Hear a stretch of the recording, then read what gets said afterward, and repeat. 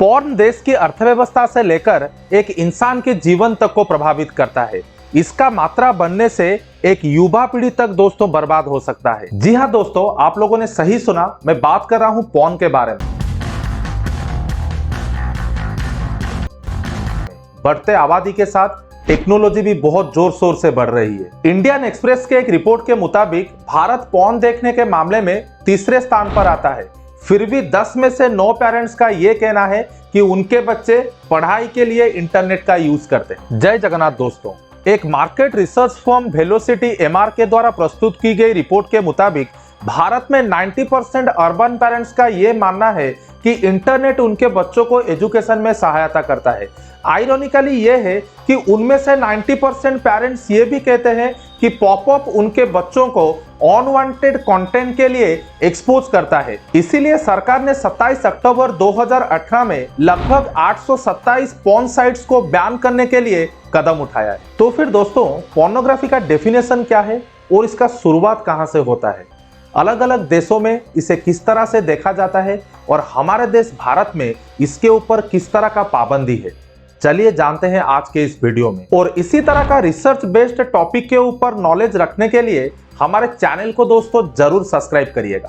Pornography को sexual subject material के रूप में डिफाइन किया गया है, जैसे कि कोई तस्वीर, वीडियो या टेक्स्ट जो कि मुख्य रूप से लोगों में यौन उत्तेजना में सहायता करने के लिए इंटेंडेड होता है और इसमें शामिल सभी लोगों की सहमति से इसे बनाया भी जाता है और इसका कमर्शियलाइजेशन भी दोस्तों किया जाता है। प्री हिस्ट्री के पीरियड से सेक्सुअल नेचर के चित्रण मौजूद हैं। सबसे पुरानी कलाकृतियां जिसे सबसे अश्लील माना जाता था उसको जर्मनी से डिस्कवर किया गया, जो कि दोस्तों लगभग 35,000 साल पुराना है।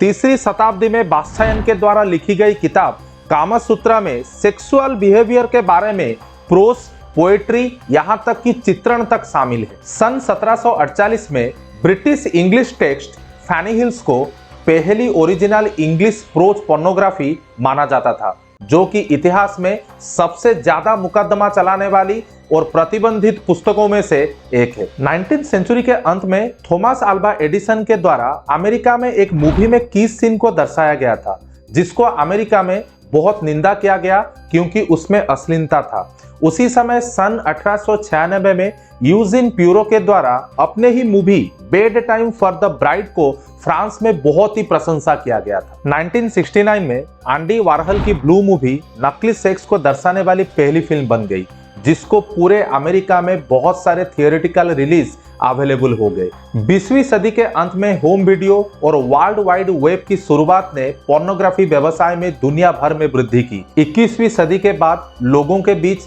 इंटरनेट की अधिक पहुंच और अफोर्डेबल स्मार्टफोन के द्वारा पोर्नोग्राफी समाज में कल्चरल तरीके से एक्सेसिबल होने लगा। आप लोग सुन के दोस्तों हैरान रह जाएंगे कि एक कंपैरेटिव स्टडीज से हमें यह पता चला है कि जिन लोगों में हायर पोर्नोग्राफी कंजप्शन और पोर्नोग्राफिक टॉलरेंस से वो लोग समाज में जेंडर इक्वालिटी को ज्यादा समर्थन करते हैं। इतना ही नहीं, पोर्नोग्राफी बैन को समर्थन करने वाले लोगों के तुलना में पोर्नोग्राफी को समर्थन करने वाले लोग समाज में ज्यादा इगालिटेरियन पाए गए हैं। पोर्नोग्राफी इंडस्ट्री को बहुत सारे व्यावसायिक तकनीकों के विकास और लोकप्रियता में कंट्रीब्यूटिंग फैक्टर के रूप में डिफाइन किया गया है। न्यू मैक्सिको स्टेट यूनिवर्सिटी के एक सोशियोलॉजिस्ट आसिया ओसिक ने एक अनुमान लगाया है कि 2015 में पॉर्न का वर्ल्ड वाइड मार्केट वैल्यू लगभग दोस्तों अमेरिकन करेंसी में 97 बिलियन डॉलर्स था, जबकि अमेरिका का टोटल मार्केट वैल्यू लगभग 10 से लेके 12 बिलियन डॉलर के बीच में था। IBIS वर्ल्ड, जो कि एक इंडस्ट्री मार्केट रिसर्चर है, उनके अनुमान के अनुसार वर्ष 2020 में अमेरिका का कुल रेवेन्यू पोर्नोग्राफिक इंडस्ट्री से लगभग दोस्तों 3.3 बिलियन डॉलर था। अमेरिकन पोर्नोग्राफिक इंडस्ट्री अपने कलाकारों को खुद ही नियुक्त करते हैं और उनका खुद का इंडस्ट्री स्पेसिफिक पब्लिकेशंस रहता है, जिनका नाम AVN और XBIZ है। इतना ही नहीं, वो लोग अपना खुद का AVN अवार्ड शोज और XBIZ अवार्ड शोज ऑर्गेनाइज करवाते हैं। अगर हम लोग भारत की दृष्टिकोण से बात करें तो फिर बहुत सारे प्राचीन हिंदू मंदिरों ने अपने कलाकृतियों में कामयुक्ता के विभिन्न पहलुओं को दर्शाया है, जहां पे खजुराहो और कोणार्क अपने मूर्तियों के लिए प्रसिद्ध है जो कि ह्यूमन सेक्सुअल बिहेवियर को डिस्क्राइब करती है। इन मूर्तियों को बेसिकली स्पिरिचुअल एंगल से देखा जाता था क्योंकि यौन उत्तेजना को भगवान के अवतार को दर्शाने के लिए माना जाता था। भारत में हिंदू धर्म ने कला, विज्ञान और रिलीजियस प्रैक्टिस के रूप में सेक्स के प्रति एक खुला रवैया अपनाया है। सेक्सुअल डिजायर को जाहिर करने के लिए इस्तेमाल किए जाने वाला शब्द कामसूत्रा जैसे इंडियन लिटरेरी वर्क्स में खोजा गया था। सेक्सुअलिटी की खोज करने वाला अन्य एक medieval Indian literary work Coca शास्त्र है, जिसको 11वीं सदी में कोका पंडित के द्वारा लिखा गया था। ये तो था दोस्तों पूरा का पूरा पोर्नोग्राफी का हिस्ट्री के बारे में।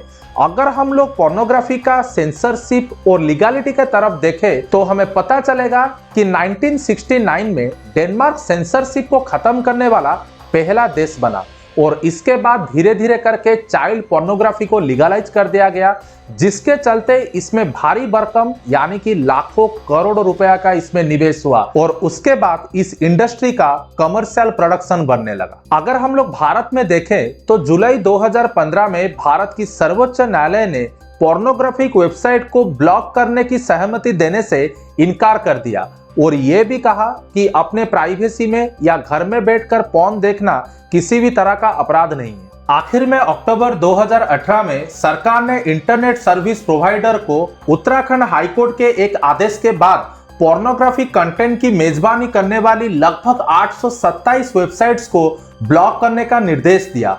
यहाँ पर उत्तराखंड हाईकोर्ट ने एक उदाहरण दिया था जहां पर एक 10वीं कक्षा की लड़की के साथ उसके ही 4 सीनियर्स ने बलात्कार किया था और पुलिस के सामने वो 4 आरोपियों ने स्वीकार भी किया कि वो पोर्न कंटेंट देखने के बाद उस बच्ची के साथ बलात्कार किए थे। अब देखते हैं कि पोर्नोग्राफी समाज के विभिन्न लोगों के ऊपर कैसे असर डालता है, क्योंकि हर किसी का आयु और सेक्सुअल डिजायर एक जैसी नहीं होता। क्या आप जानते हैं कि आजकल पोर्नोग्राफी देखना शुरू करने वाला युवा पीढ़ी का औसतम आयु महज 13 साल है। क्वालिटेटिव रिसर्च से दोस्तों ये पता चला है कि कई टीनेजर्स का दावा है कि वास्तव में पोर्नोग्राफी उनके शरीर को देखने के तरीके पर नेगेटिव इंपैक्ट डालता है। लड़कों के लिए यह ज्यादातर लिंग के आकार के इर्द गिर्द घूमता रहता है। कभी कभी कई लोग अपने फीमेल फ्रेंड्स को आकर्षित करने के लिए व्हाइट और मस्कुलर स्ट्रेंथ ना होने के कारण से चिंता भी महसूस करते हैं। रिसर्च से हमें यह भी पता चला है कि जब यूथ वायलेंट सेक्स मूवीज देखते हैं तो लड़के और लड़कियों